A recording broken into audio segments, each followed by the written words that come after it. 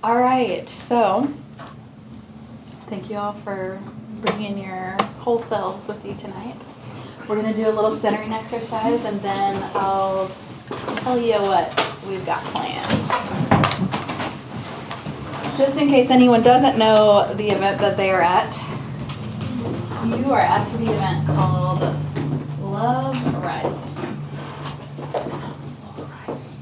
It's not Lord Rising and it's not Cove Rising. It's Love Rising. Okay. So go ahead and turn your phones off or on silent, however you do that so that they aren't interrupting you. And clear. You don't have to clear your lap. Okay, so sit in just a way that is comfortable to you.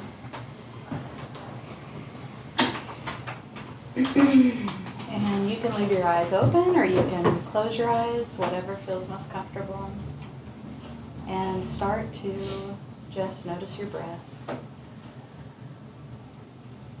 Notice your breath as it draws in through your nose. Notice your breath as it releases through the mouth.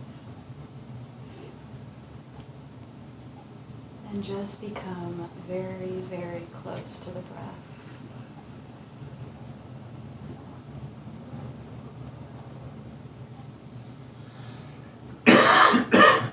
You may notice thoughts or feelings or sensations moving into the mind. Just allow those to be included in your experience each time, drawing your attention inward back to the breath. And feel yourself becoming so intimate with the breath, as if the breath was your very being.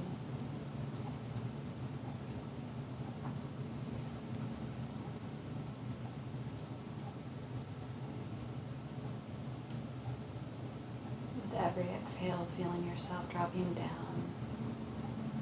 from the head and into the heart. Feel yourself dropping down. With every exhale, letting go. Giving the body permission to relax. Giving the mind permission to relax. Every exhale, relaxing and dropping down into the heart.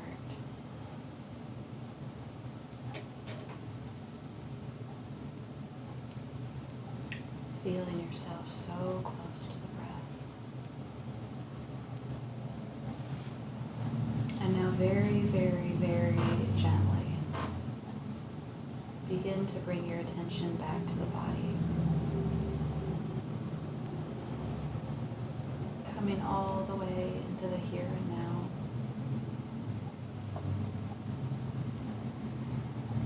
Place your attention at the very bottom of your feet. And move your attention up the body.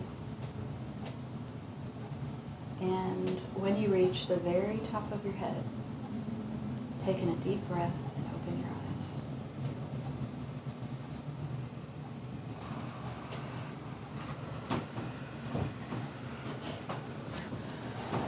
Okay. All right. Thank you, each of you, for bringing your presence here tonight. I want tonight to be intimate for us. I want us to feel like we have permission to kind of let go of some of those things that maybe make our wounded selves feel safe out in the real world. You know, sometimes we need some coping mechanisms. Sometimes we need some protections up. As much as you can, as much as you will allow yourself, I want us to all give ourselves permission in whatever ways feel right to you to sort of let those relax so that we can just be super real with ourselves, just super real with each other. I know there's a lot going on in a lot of people's lives this week, and kind of the weeks that have been leading up to this this week. And so giving all of that permission to be included in where we take our minds and our hearts tonight. So before I give any clues about what I'll be presenting, I want you to take your piece of paper and I want you to write down 3 things.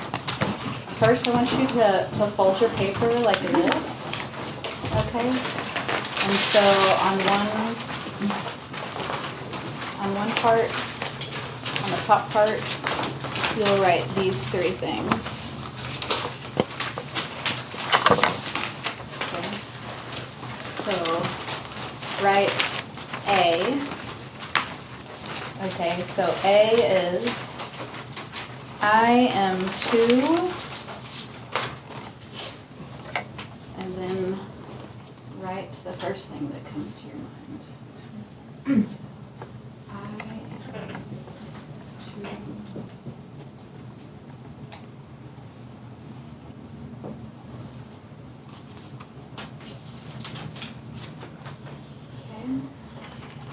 And then B is I blew it when.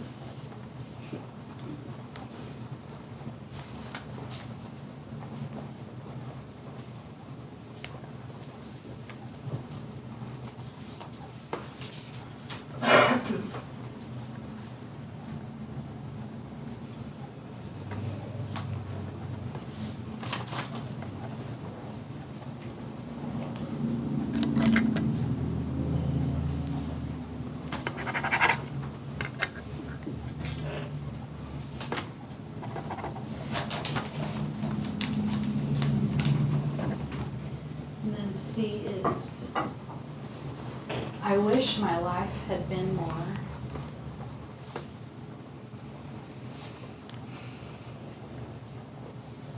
Are these things we're reading out loud, or No. just things that we keep to You ourselves? may if you want to, but But there's volunteer. absolutely. Okay, because Yeah. that may also make a difference. Yes, in all what of you're this gonna write, is just so- for you. All right. Just for you. Only those most courageous souls among us speak them out loud.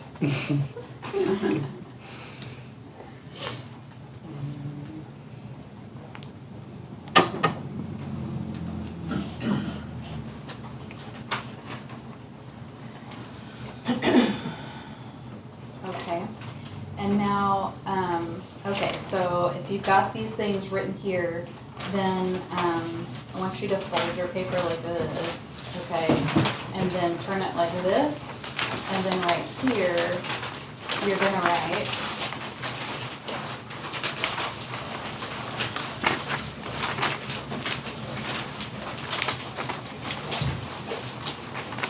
number 1. At least I am.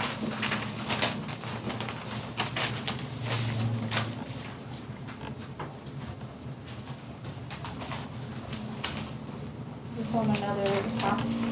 Yep.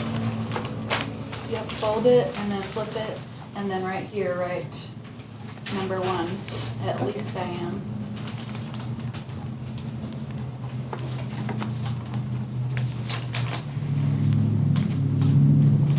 Number 2.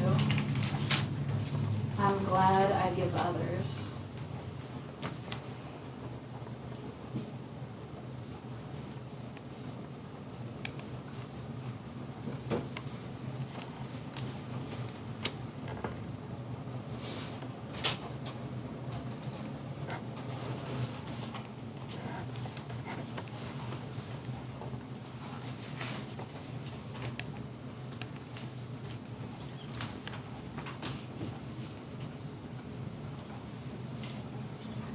And then number 3, I'm so thankful I've learned.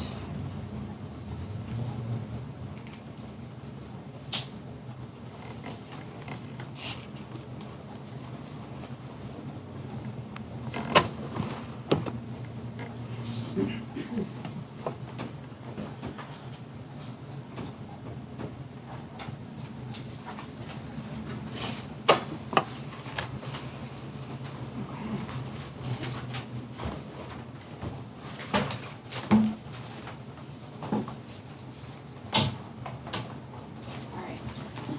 So we will come back to these. You can just hold on to those.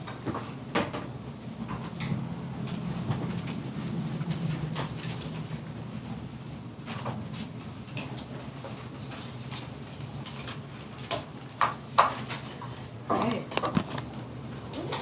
I'm going to draw the mind triangle because that's an image that many of the students here are familiar with. And then if you're not a student here, you might have seen us draw this, and if not, I'll just explain it real quick.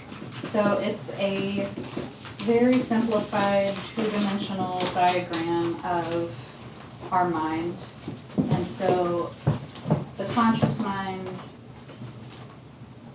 is what we're all familiar with. It's, I think a lot of people associate the conscious mind with their personality, the way that they think and move and reason in the physical world. And then inward is the subconscious mind. And then at the highest level is the superconscious mind.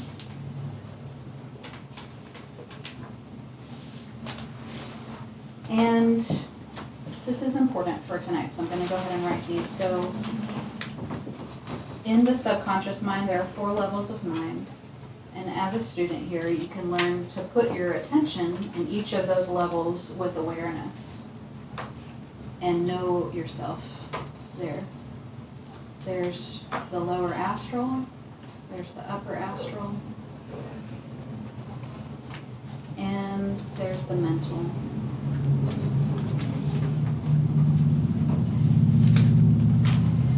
And then you can think of superconscious mind as your highest self. A lot of people use that word, your higher self. It's that deeper, wiser part of us that holds the plan for the unfoldment of our being. And at the top is light. So as we move our expression outward from light, people sometimes use words like God or Creator or Source. Light is where we feel and know our oneness with the most certainty. And then there is this divine individualization that occurs where beings of light extend out from Source or Creator, God. And as those move out into creation, they become a little more condensed into something that feels like it's separate. It becomes, things feel a little more individual the further away from Source that they get. And that's so that there can be more interaction. So when light knows itself to be whole and one, it doesn't really interact with itself.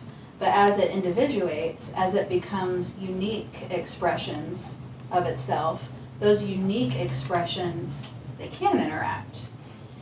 And I won't make all of tonight about why that took place, because we have such little tiny human brains. I don't think that we can quite figure that out, but I think there are some interesting philosophies around it. Hey Devon, yes. What is astral? It's just another level of mind. So, for example, like your emotional body, you could think of it as a body or a layer of your expression. So your emotional level of mind is the first level inward. It's the first part of us that we can't see, but we feel very sure that it's real. Everyone in here feels quite sure that their emotions are real because you feel them in a very sensory way. As you move into these other levels of mind, you can feel those have a different quality of vibration as well. So it feels more buzzy. The astral feels very buzzy. So like when you get chills sometimes, it's a little bit like that. And then mental level is almost like air. It's like just very fast and breathy. Okay, so each of these is a different perspective on that individual light expression that came off of source. And so picture yourself starting as light, where it's super easy for us to all experience it ourselves as one. There's no confusion about that. We haven't forgotten any of it. And then there's this expression out into creation where light individuates. And what I want us to talk about tonight is a specific part of that process, which is the momentum that individual expression takes as it moves out into creation, as it moves through those different levels of expression, those different perspectives of self, and understanding the way that love moves through those different levels of our being. So you each wrote down on your piece of paper first some of the kind of common negative judgments that we have about ourselves. So I am too. Anybody want to just share super briefly what they wrote for that one? I am too. The first thing that came to my head, which was stupid. I'm too stupid. Okay, it's a good one. I am 2 in God's presence. 2 in God. 2 in God's presence. Dang, that's a good problem to have. I am too worried about things out of my control. I'm too focused on others' needs. I'm too emotional. I'm too compromising, to the point to where I compromise my own self and what I need. Yeah. I wrote involved. Involved. Involved. Yeah. Okay.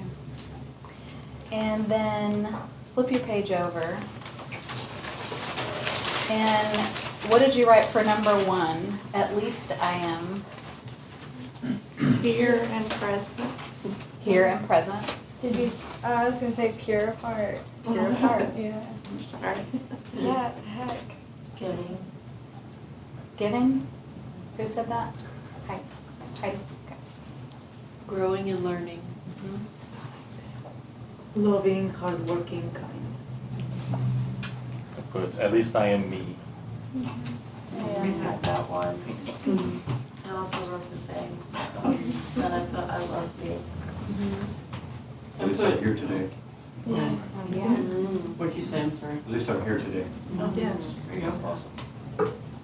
I put at least, Oops. all right, go ahead. Go ahead.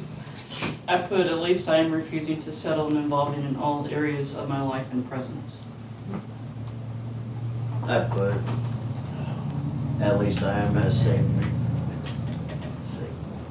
I'm sorry, repeat that? At least I am has saved me. Oh, I am. That's safe. Okay. Yeah, give him glory.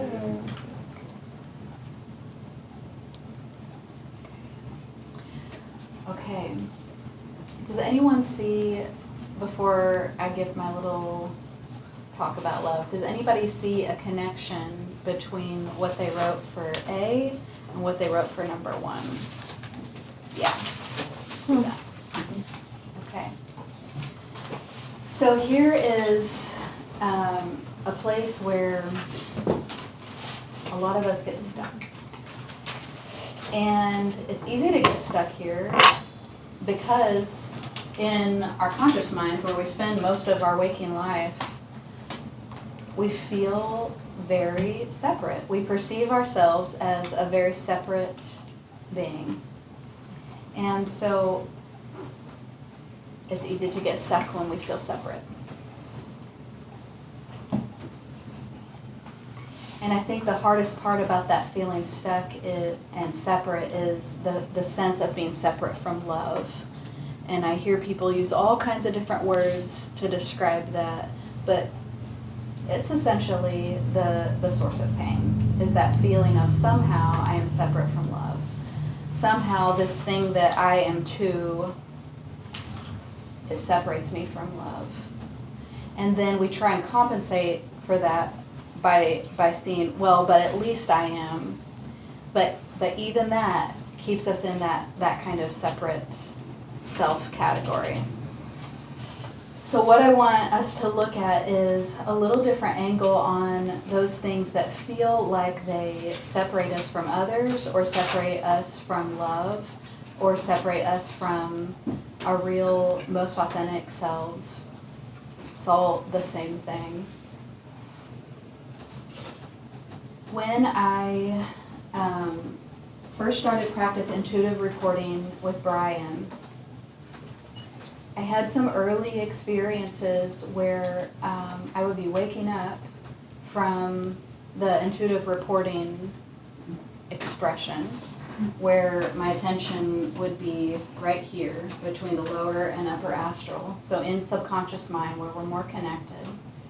And when I would start waking up from that, and my conscious mind would be kind of coming forward, is what it would feel like. There was this this length of time where my conscious mind would witness what my subconscious mind had just been directly experiencing. And the conscious mind was kind of like short-circuited by what it saw, because the conscious mind's experience of itself has always been as a separate individual being. And that's not untrue. We are individual beings. But it had experienced that separate self as being disconnected from other parts of creation, essentially. And when I opened my eyes and had my conscious mind coming back and witnessing what the subconscious mind experience was, I saw waves of energy that moved through my bed, sitting on my bed, and they moved through my leg, and I could see that I was no more my leg than I was the bed, that I was equally the bed as I was my leg. And I could see energy moving through everything in that way, that it was all the same energy. It was all the same light. And it was expressing in individualized forms. And the experience of the conscious mind was just to weep. I mean, I just wept because it was like I had philosophically thought about oneness a lot in my life. I had theorized a lot about what that means to be at one with other parts of creation. But here my conscious mind was face to face with that reality. And it really blew everything. And so after that, that became something I couldn't unsee. It became something my conscious mind could not unknow. I could no longer look at any part of creation, any part of myself, any part of another, and trick myself into thinking that's separate from me. And so that kind of drew me into this desire to understand in ways that make sense to my conscious mind what it couldn't fathom but somehow witnessed. And so that's what led me to want to have this gathering tonight. I want us to allow our conscious mind to begin to recognize those ways that not only the things that look outside of us to be separate from us, but also the things that look inside of us to be separate from our real selves, or love, or our plan for divine expression. The plan that you could say our Creator had when the Creator sent us out to have experience of ourselves, of others, of creation. So I'm going to speak to some of the things that I've learned by exploring the inner levels, because I've had the privilege and joy of learning how to do that over the last several years. So what I see in a nutshell in the inner levels is that each of us start out right here with a very unique purpose. There's no one of us that is the same expression of the divine as another. Each of us has a unique purpose, a unique desire, a unique plan for the fulfillment of our potential as a divine being. And that's how that expresses here. Don't get too caught up in the diagram. Don't get too caught up in the diagram. And then as that light moves through the dimensions or the levels of mind, more and more and more into a condensed form of self, a more individual form of self. That light moves into and through subconscious mind. And in subconscious mind, it expresses as the soul. We talk about the soul. And so each soul, because it is an expression of a very unique, individualized piece of that original light source, each soul has a particular part of creation that it desires to master. Each soul has a particular journey that it's on. No two souls are trying to become the same enlightened being. Each has a very specialized purpose and mission in creation. And sometimes we use the word dharma to describe that, like the thing that lifetime over lifetime a soul is desiring to master and understand. You could think of it as the fulfillment of that light being's potential. And I'm using different words because different words resonate with different people.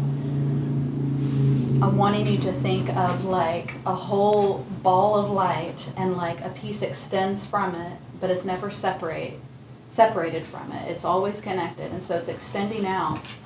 And it extends all the way out here. And here, because here we're the furthest from our light source, here we feel the most separate, and we feel we have the hardest time remembering ourselves as that source. But this is also where we make the greatest discoveries. This is also where we stretch ourselves to our farthest limits.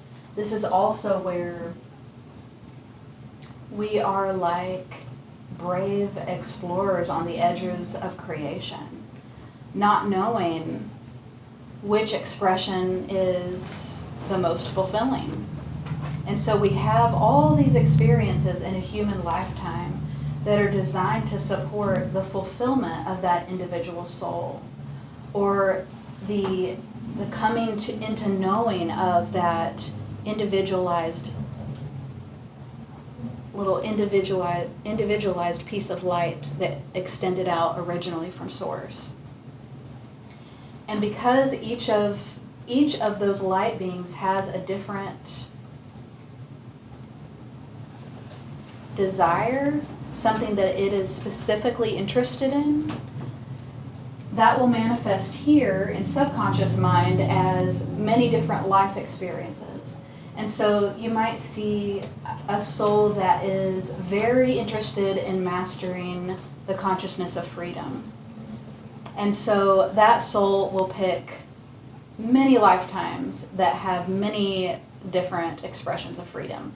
It needs to experience everything on the entire spectrum or the entire pendulum swing of freedom. And so over here, it might have a lifetime where there are no family members, no children, no responsibilities, just kind of like a vagabond kind of life where freedom is experienced to the extreme. And then over here, there may be an experience where a soul chooses to incarnate into a lifetime of slavery or bondage or heavy burden. And there will be lifetimes that provide every single experience in between. Because to master the consciousness of freedom, that light being needs to know every expression, every dimension, everything that would limit, everything that would expand the true nature of freedom. And even in a single lifetime, that soul will have experiences along the spectrum. So let's investigate this just with freedom. So if this light being expresses out from original source, and it becomes aware that it is interested in understanding freedom. Of all the infinite expressions of consciousness, it is most interested in mastering freedom. Then it moves out into creation, it moves out into these levels of mind with that mission, with that dharmic path. And so in a lifetime, you may have experiences all along this pendulum swing, all along this spectrum. And when we're here and we're experiencing inner freedom, it feels like people say, I'm aligned, or I am more awake. And then when they experience this end of the spectrum, it's a lot easier for the conscious mind to say, oh, I'm out of alignment, or I am lost, or I'm alone. Because these are the harder expressions of freedom to be fully present with. This is where we forget that our essence is love. This is where we can get so stuck in a feeling of being separate from love.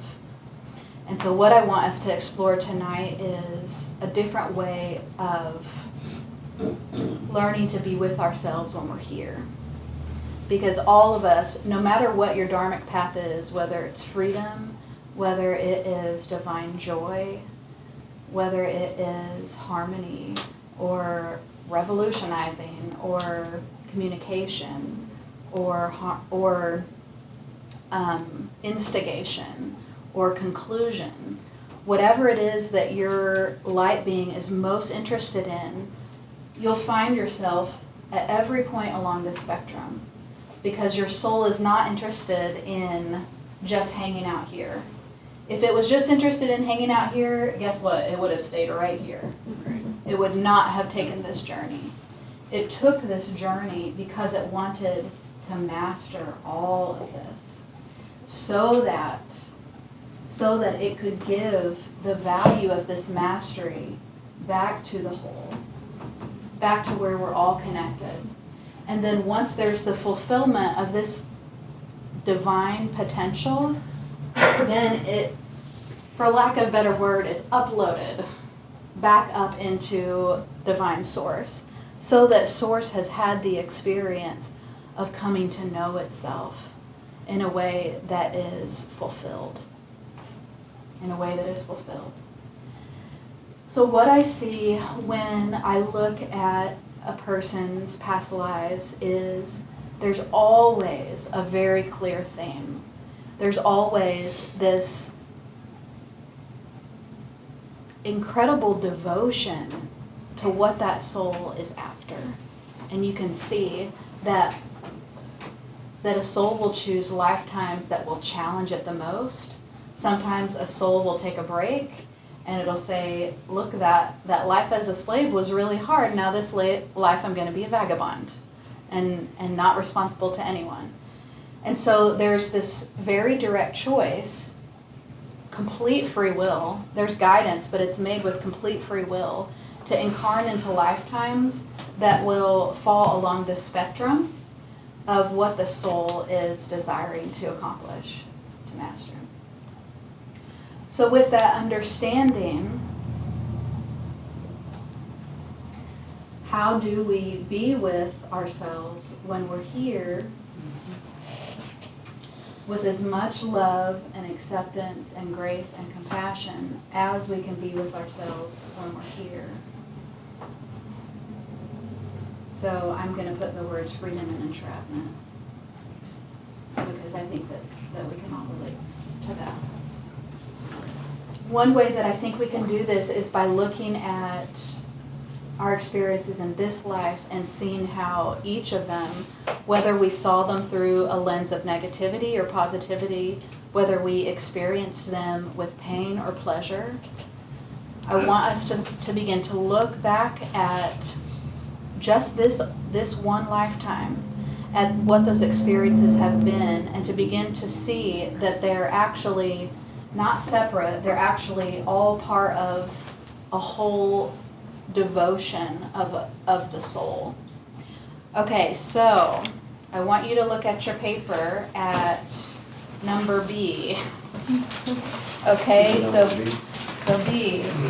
I blew it who wants to share what they wrote for that?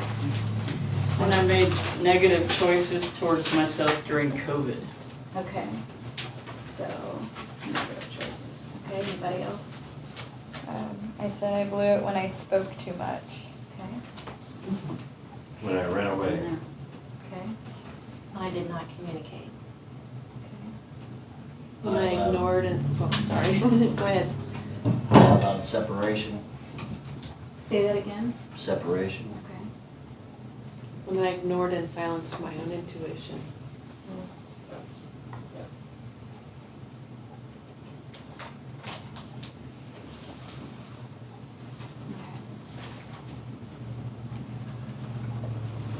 Okay, those people that just shared, can you also share what you wrote for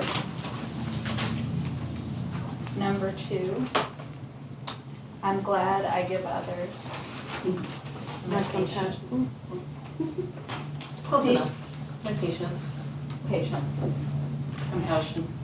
Say that again? Compassion. Compassion. Love, Compassion and love. happiness. I said I'm glad I give others the benefit of the doubt. Forgiveness.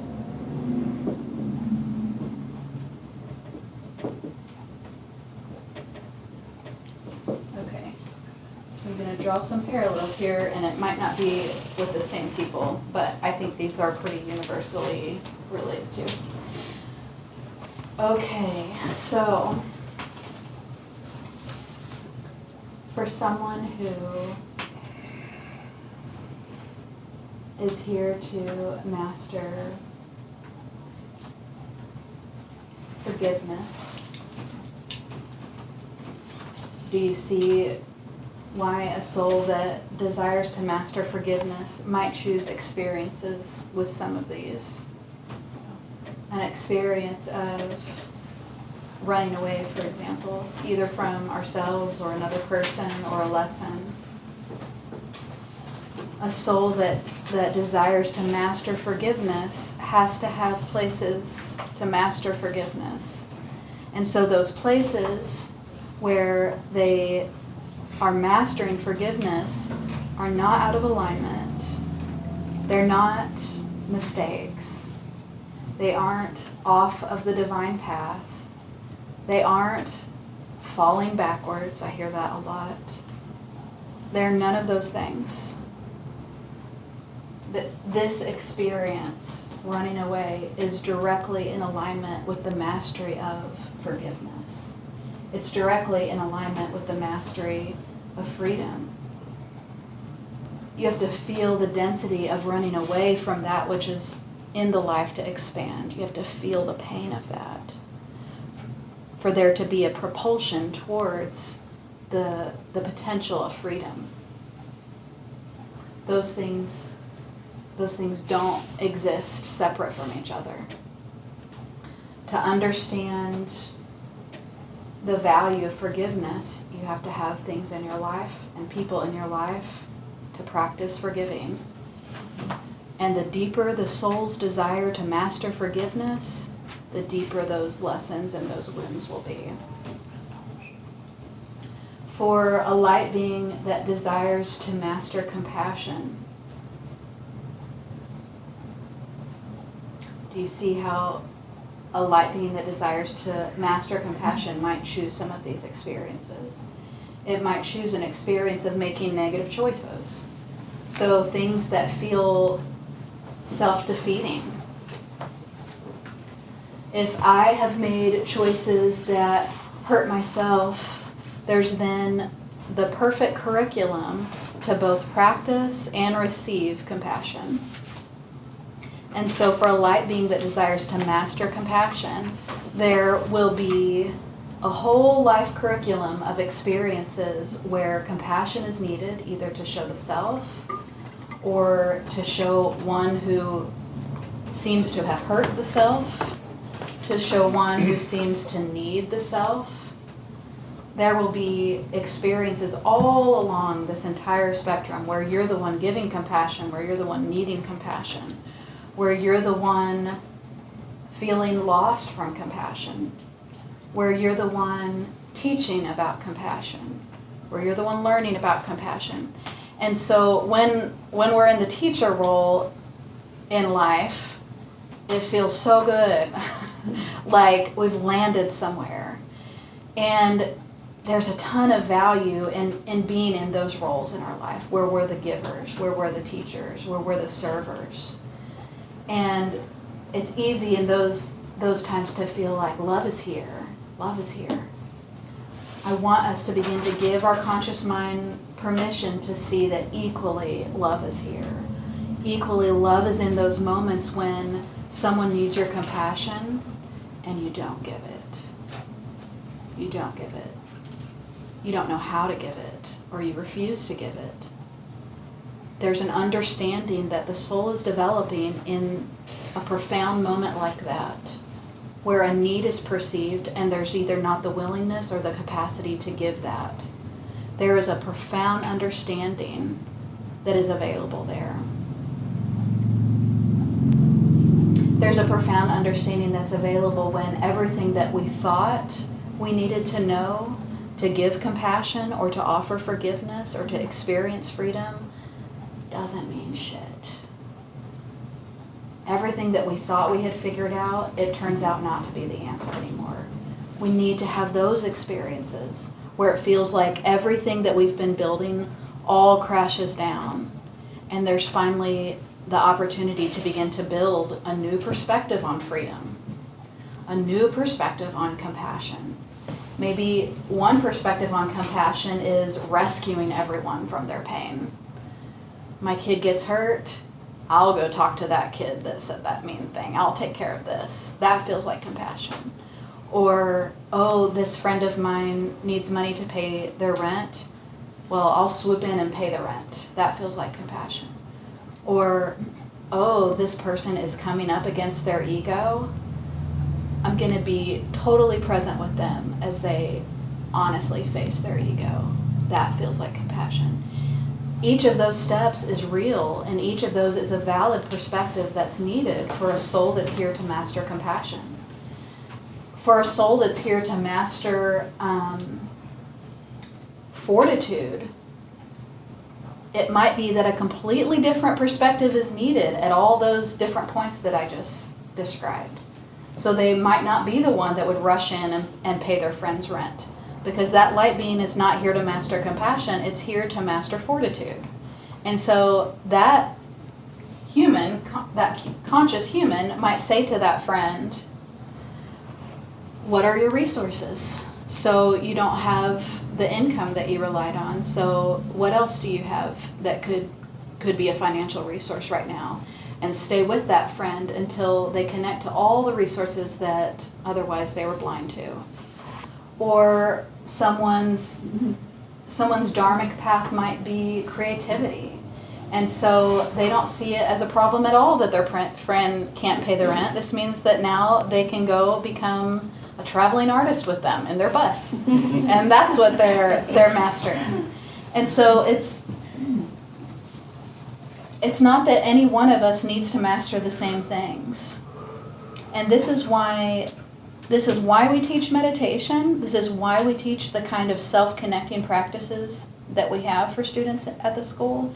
It's so that you can actually start to get to know who your divine expression is, what that being of loving light is after, why it came all the way here to feel so separate from its original source, why it would have that kind of courage to say, okay, I'll forget. I'll pretend I'm not this. I'll pretend that I could ever be separate from love, that I could ever be separate from my divine creator, that I could ever be separate from this other person. I'll play along with that game so that I can learn about and master this thing that's not just valuable to me, it's valuable to all of creation. All of creation needs to understand the consciousness of forgiveness.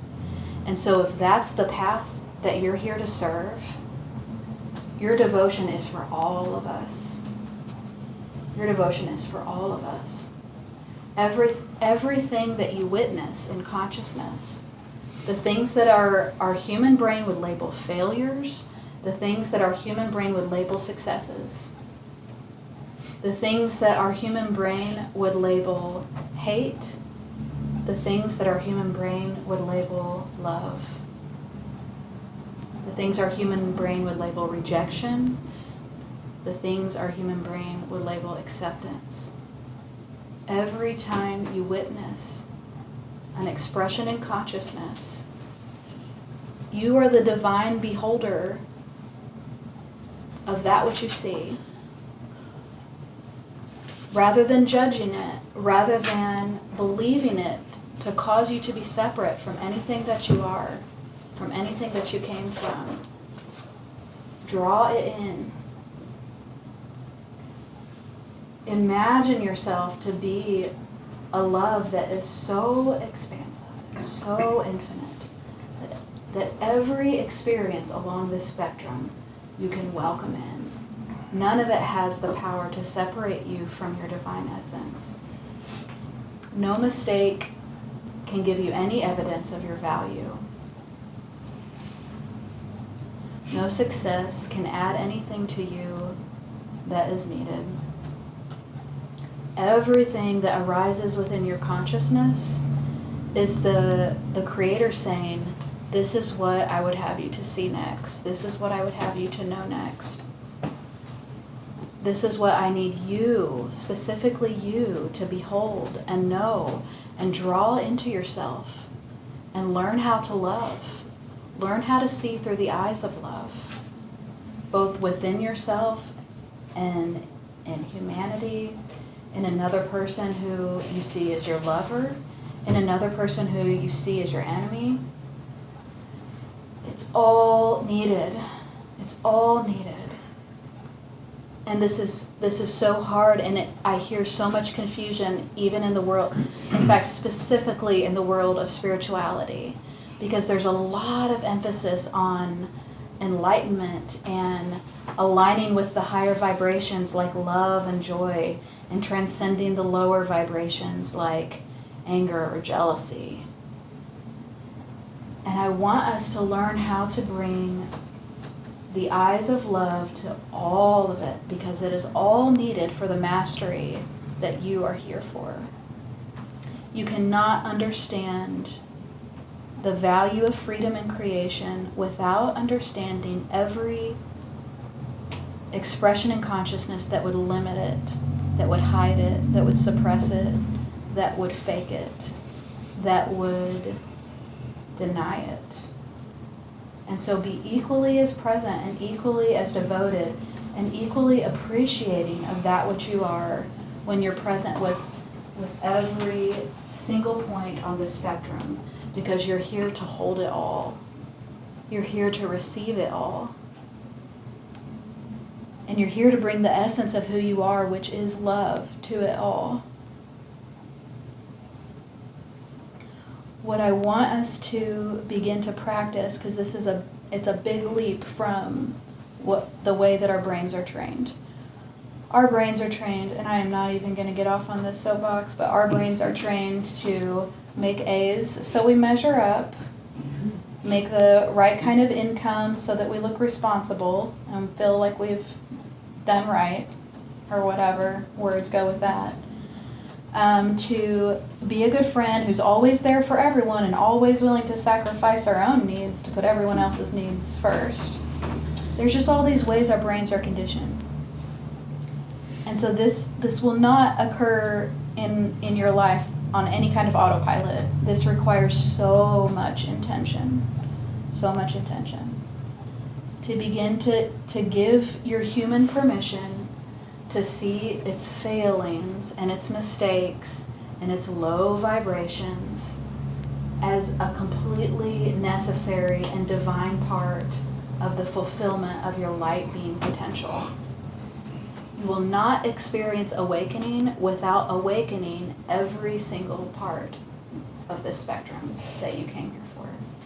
Meaning bringing your light, bringing your love to every single part of this. When you notice your human being dishonest, appreciate the deeper understanding of honesty that you are coming to realize in that moment. Notice how it feels. Notice the feedback that your emotional body is giving you. Notice the feedback your emotional body is giving you.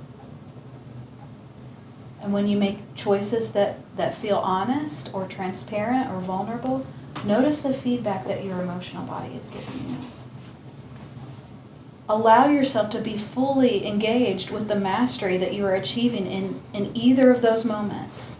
One is not better or more spiritual than another. You're witnessing something in consciousness that needs to be witnessed, that needs to be understood. That which would cause a being of light to think that it needs to be dishonest, to think that it needs to hide something, to think that it needs to present a little more polished up version of itself, that needs to be understood. And if you can understand that in yourself, you are aiding all of humanity to transcend that need to hide, to pretend, to need to measure up, to be anything other than just the authentic expression of itself. Fully devote yourself in those moments where dishonesty would arise within you, equally as you would when honesty would arise. Fully devote yourself to understanding the consciousness that would arise when you judge another, when you say words of judgment. I do this all the frickin' time. So I'm a trauma therapist, and so I hear stories all day about bad people who have done bad things. It's super easy for me to go straight into judgment of that bad person who did that bad thing. Okay, notice that. Notice when that kind of judgment arises within you. What would cause a being of light that is one with the all to forget that to such a degree that it would see another expression of that one that we all are as the bad, or the that which we should judge or reject? What part of myself am I rejecting? What part of myself, what part of the whole am I not understanding? And if I give myself permission to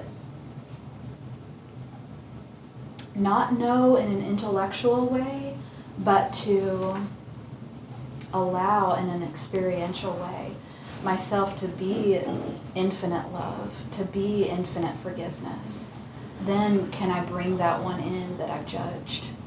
Can I bring that choice into my awareness, into the light of love? And then what does it look like then? What does it look like when I look through those eyes? How can I be equally present with the judgment within me as I am present with acceptance when it's in me? It feels good to be in acceptance. It feels good to forgive another. Doesn't that feel good? When someone comes to you and they say, oh my gosh, I did this horrible thing, and you're so easily able to forgive them. You're so easily able to see the good in them, to offer them a place of acceptance. What does that feel like? Look through those eyes. Be fully present with that, but be equally present with whatever's on the opposite end of that spectrum. And begin to look at the path that your life has taken and look at the themes. What are the themes that come up for you in your life? There's a theme. A funny thing that I hear in therapy a lot is, I don't understand why the same thing happens over and over and over. Why does the same thing keep happening? As if that's a bad thing. The same thing keeps happening because that's the curriculum that your soul is devoted to. And so the universe is totally committed to you going deeper and deeper and deeper into that awareness that you came for. It's not the same experience that keeps happening to you. You revisit something in consciousness that your light being is devoted to understanding. And so if you look back at your life and you say, this theme of abandonment, it keeps feeling like everyone abandons me. Like everyone I count on gives up on me. Why does this keep happening? What do you think a soul is desiring to master through experiences of abandonment? Acceptance and love. Independence. Yes.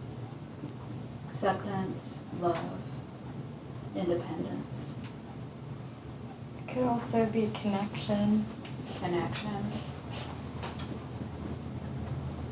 wholeness. And so if you look at your life and you say there's this theme of abandonment, no, there's this theme of acceptance, there's this theme of love, there's this theme of independence, there's this theme of connection, there's this theme of wholeness. Look at what your unique soul, your unique expression of the divine is here mastering. And just take a moment to appreciate the courage that it had to choose a curriculum that would involve the pain of abandonment, or that would involve the pain of rejection, or anything that would cause you to feel not enough, or separate, or unworthy, or unlovable. What a courageous soul that would choose a mission where it would use that energy that is so painful to the human, that feels separate, so painful to the human, that the courage of that soul that would say, I will use this as the fuel that will propel me towards a complete mastery, a complete deep wisdom of acceptance, of love, of independence, of wholeness, of my divine nature as love. As the love that all this time it's felt like I've been seeking outside of me. It's all there to be so unfulfilling that eventually I would say, I give up on that. And you turn around and you see that you were that thing that you were seeking the whole time. But you had to have life experiences that would give you every other experience on the spectrum. And love was there in all of it. Love was there at every point. Love doesn't just wait and then show up when you finally get it. Show up when you finally turn around and see, oh, it was me. I was that which I was seeking. Love is there when we look for it in a partner, when we look for it in a job, when we look for it in a concept, when we look for it in an identity role. Those are the eyes that I want you to begin to give yourself permission to look through. It will feel at times like complete bullshit. It will feel at times like an escape route.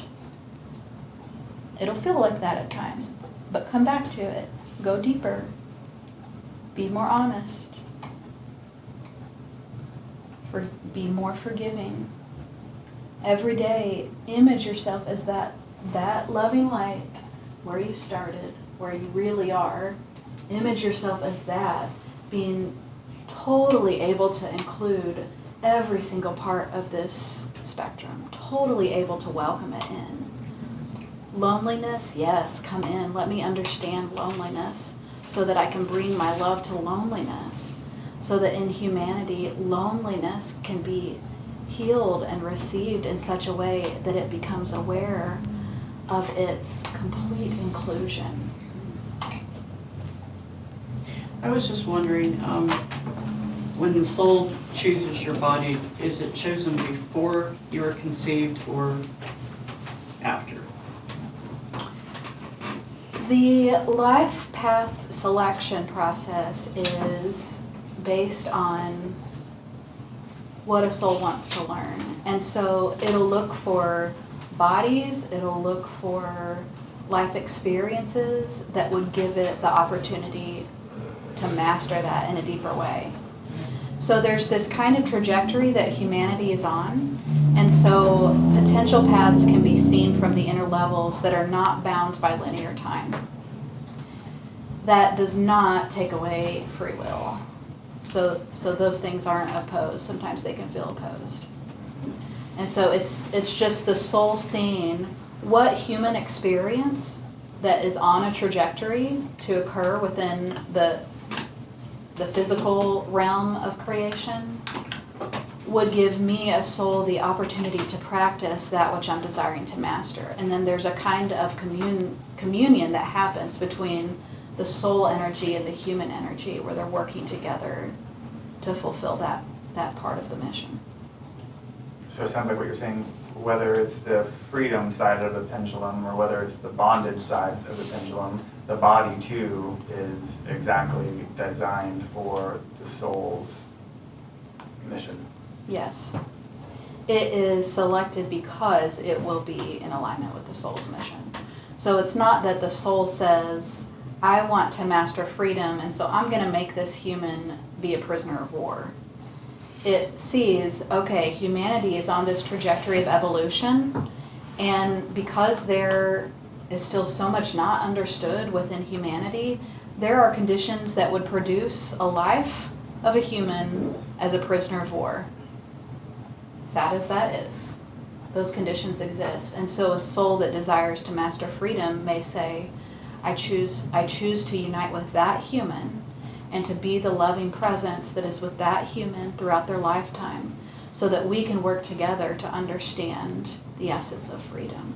Freedom that is fully awake within us, that no outer condition could ever take away from. I'll be with that human every step of the way so that we can come to understand divine freedom that's within. The reason I was asking that is because I'm adopted, and many people that are adopted feel very rejected. Mm-hmm. And so I was wondering if that process comes through, like during that time, because they know what's ahead, or I'm still learning about that whole process. But my mom, when I found her, told me she used to beat her stomach to try to kill me. Right. And so I wonder if maybe that presence of, trauma or, rejection entered then or not. It's interesting. So, yes, the soul is present with all of that. Yeah. Mhm. Okay. Yeah. Cool. Thank you. I've heard sometimes that, well, I don't know, some theories is that the soul can internally follow you in the belly, but at the very least it has to enter with that first breath, because that is the soul coming in. Mhm. Right. And take all that time up till then. Yeah. Sometimes, like, it sounds crazy, but I believe, like, women are pregnant with the souls before the baby even conceives. Right, that's exactly why I was asking that, yeah. When before my daughter was born, we had picked out a name that was a combination of my mom's middle name and my wife, mom's middle name. And so the name was Rayleigh. And for several months I could feel her presence. And I actually would see this name, and it's not a very common name, I would see this name around. And about halfway through we decided to switch it up. And so we named her Lucia instead. She goes by Lucy now. And after we announced that, about a couple weeks later, my brother and his wife were also pregnant. And they named their daughter Rayleigh. And we never talked about it with each other. Wow. So I feel like maybe there was a switching. Instead of being born with Right. us, they switched over to my brother's family. I guess I'm Hurricane Katrina for a reason. What's that? Hurricane Katrina. Okay, I want you to look at Her name is Katrina. Oh, I'm sorry. C. Look at C. I wish my life had been more. In harmony with myself. More happy. Loving, like more people giving love.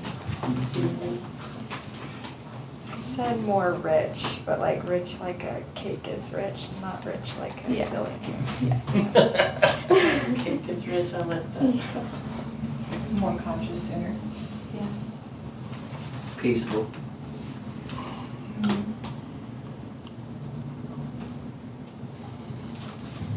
Right now, give yourself permission to see that what was lacking was the very setup that was desired to create a force that would propel you towards the very thing that you want more than anything.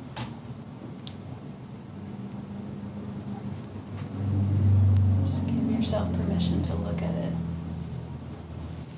through those eyes.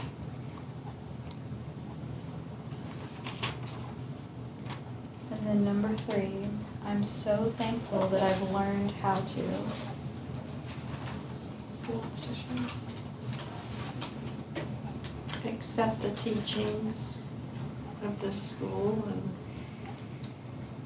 people here. That my true essence is love and light. Mhm.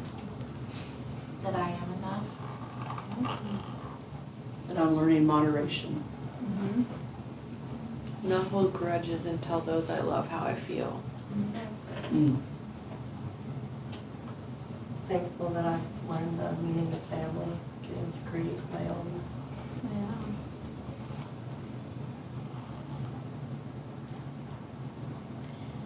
Give yourself permission to see that those things that you're most thankful for learning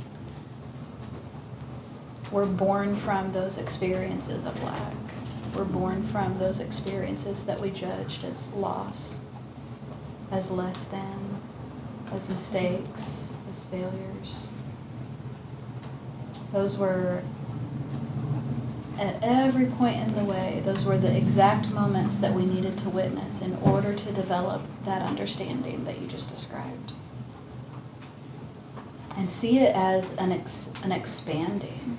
See yourself expanding into the fuller and fuller expression of who you've always been. None of this is about becoming something better. None of this is about fixing something that needs to be fixed. It's all about letting go of the concepts of who we are, layer after layer after layer, so that we can come more into the full expression of what we know ourselves to be here. We're learning how to express that fully all the way out here. Because this part of creation matters too. This isn't a lesser or lower part of creation than this. And so we're learning how to bring the light of who we really are all the way into every part of mind, every part of our conscious experience, every part of our human experience. So your homework is the next time you find yourself in resistance to some part of your life experience, whether it's in the past or in the present or some fear about what's going to happen in the future, give yourself permission to look at that through the eyes of what your divine being of light is here to master. And see how utterly present you can be with that holy moment in time that before your conscious mind would have judged. That before your conscious mind would have said, this is out of alignment. That before your heart would have ached from and felt a separation from and felt maybe even a loss of love through. In that moment, give yourself permission to see through the eyes of the one that is mastering something that's needed for all of humanity, for all of creation, for all of the divine to know itself. And thank you for the work that you're here to do. Thank you, thank you, thank you for the service that your life is to all of us. Thank you for the courage that you've taken to come into this world at this time when things are dense, when things are hard and a challenge. Thank you for that courage and that devotion. And thank you for coming here and being part of this community where we're helping each other to do that together. So I love you all. Thank you. Thank you. think I'm gonna cry.